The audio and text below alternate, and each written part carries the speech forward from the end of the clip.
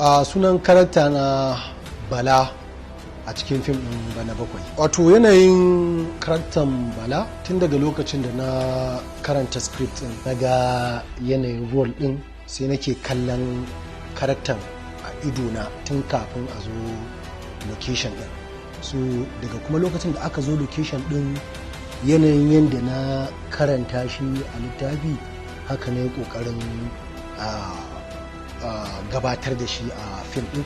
So wani irin karakta ne, wani irin murɗaɗɗen mutum dai gashi nan dai ya zo abin da aka sa sai ya yi amma kuma yana da wani abin daban a cikin zuciyar shi. Na so ka gane cewa na daina tsoron mutuwa saboda mutuwa ita nake jira, ya zama dole mutu ko da kai baka kashe ni ba hukuma dole za su kashe.